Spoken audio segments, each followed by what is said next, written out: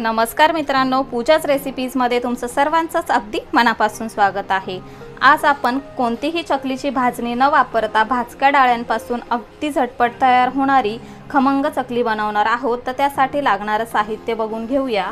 इथे मी 1 वाटी भाजक्या डाळ्या घेतलेल्या आहेत। याच वाटीने मोजून 3 वाट्या तांदळाचे पीठ घेतलेले आहे। अर्धी वाटी तेल घेतलेले आहे। 1/4 टीस्पून हळद, 1 टेबलस्पून लाल तिखट, 1 टेबलस्पून धने जिरेची पूड, 1 टेबलस्पून सफेद तीळ, अर्धा टीस्पून ओवा, चवीपुरतं मीठ, 1/4 टीस्पून हिंग घेतलेला आहे।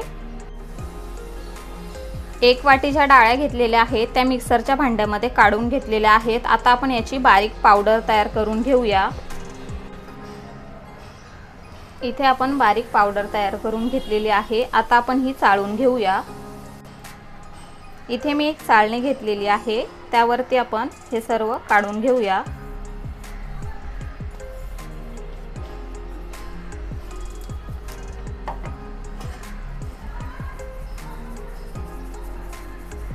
व्यवस्थित आपल्याला हे असं चाळून घ्यायचं आहे। हे जे वरती जाड-जाड राहिलेलं आहे हे आपल्याला बाजूला ठेवून घ्यायचं आहे। यामध्येच आपण तांदळाचे पीठ सुद्धा काढून घेऊया।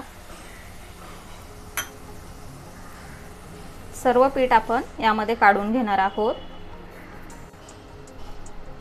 यामध्येच आपल्याला चवीपुरतं मीठ काढून घ्यायचं आहे। धने आणि जिरेची पावडर, सफेद तीळ, हिंग, हळद, ओवा जो आहे तो आपण हातावर असा चोळून यामध्ये घालणार आहोत। याने स्वाद खूप छान येतो। हे सर्व जिन्नस एकजीव करून घेऊया। यामध्येच आपण अर्धी वाटी जे तेल घेतलेलं त्याचं कच्चंच यामध्ये घालून घेणार आहोत। मिक्स करून घेऊया। हे तेल आपल्याला ह्या पिठाला व्यवस्थित असं हाताने चोळून घ्यायचं आहे। हे बघा, या प्रकारे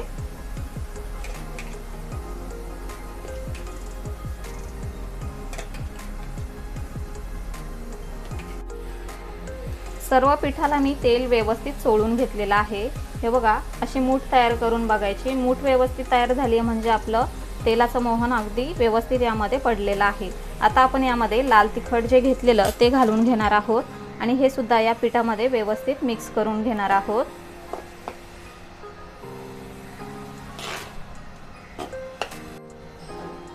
तिखट सुद्धा व्यवस्थित यामध्ये मिक्स करून झालेला आहे। आपण ज्या वाटीने तांदळाचे पीठ मोजून घेतलेलं त्याच वाटीने मी 2.5 वाटी पाणी गरम करून घेतलेलं आहे। तर ते पाणी मी यामध्ये घालून घेते।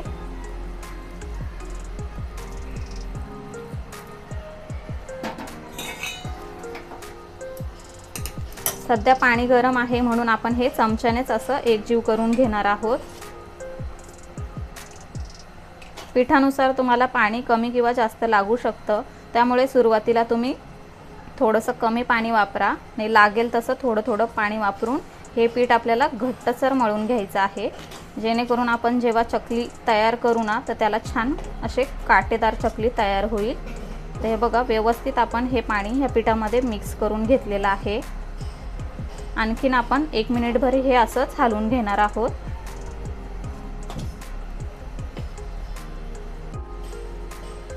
मिनिटभर आपण हे चमच्याने मिक्स करून घेतलेलं आहे। हे हलकं कोमट झालेलं आहे। आता आपण हे पीठ मळून घेणार आहोत। तर हे बघा, हे पीठ मळताना थोडंसं आपल्याला कोरडं वाटतंय, तर थोडं पाण्याचा शिंपडा मारून पण हे पीठ मळून घेणार आहोत। तर सुरुवातीला मी हे असंच मळून घेते, कारण का आपल्याला हे पीठ घट्ट मळून घ्यायचं आहे।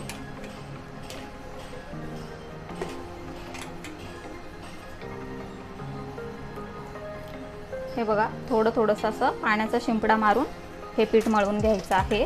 तर मी हे सर्व पीठ व्यवस्थित मळून घेते। तर इथे आपलं पीठ मळून तयार झालेलं आहे। हे बघा, एवढं घट्टसर पीठ इथे मी मळून घेतलेलं आहे।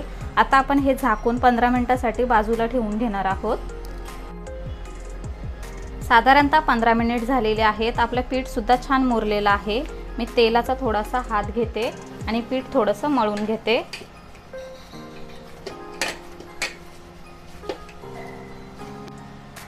इथे मी चकली बनवायचा साचा घेतलेला आहे आणि त्याला प्लेट सुद्धा लावून घेतलेली आहे चकली बनवायची। हे बघा या प्रकारे। आता आपण याला तेल लावून घेणार आहोत। तर हे बघा या प्रकारे आपल्याला व्यवस्थित याच्या आतपर्यंत असं तेल लावून घ्यायचं आहे।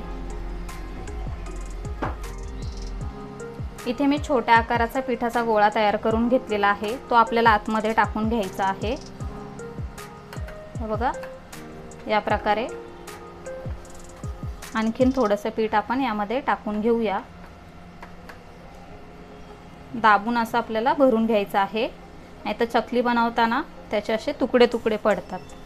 तर या प्रकारे आपण साच्यामध्ये व्यवस्थित पीठ दाबून भरून घेतलेला आहे। आता आपण हा बंद करून घेऊया।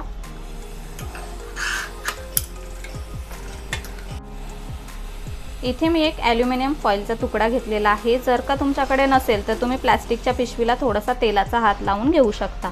आता आपण यावरती चकली पाडून घेऊया।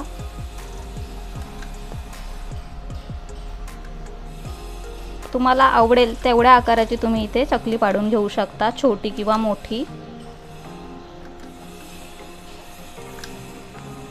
हे बघा ही जी बाजू आहे ती आपल्याला थोडीशी प्रेस करून घ्यायची आहे, जेणेकरून तेलामध्ये सोडल्यानंतर ती तुटणार नाही। याच प्रकारे आपण आणखीन काही चकल्या तयार करून घेऊया। गॅसवरती कढईमध्ये मी तेल गरम करून घेतलेला आहे। तर तेल जास्त कोमट पण नाही ना अति कडक सुद्धा नाही आहे। आता गॅस आपल्याला बारीक करून घ्यायचा आहे आणि अलगद हाताने त्यामध्ये आपल्याला चकली सोडून घ्यायची आहे। तर मिनिटभर आपण ही अशीच एका बाजूने व्यवस्थित तळून घेणार आहोत ना। 1 मिनिट झाल्यानंतर दुसऱ्या बाजूने तळून घेणार आहोत। आता आपण चकली उलटून घेऊया आणि दुसऱ्या बाजूने सुद्धा व्यवस्थित तळून घेऊया। ही चकली तळायला जास्त वेळ नाही लागत, अगदी 2 ते 3 मिनिटाच्या आतमध्ये ही चकली तळून होते। इथे आपली चकली तळून झालेली आहे, काढून घेऊया।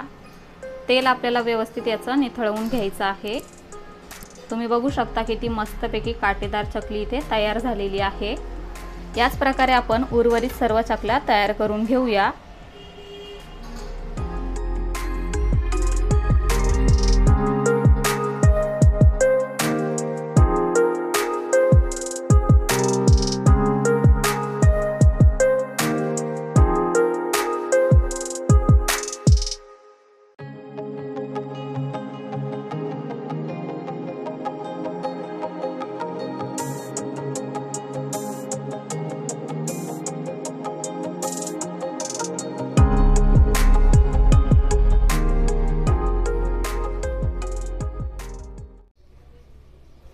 तर अशा प्रकारे इथे आपली खमंग व खुसखुशीत चकली बनून तयार झालेली आहे।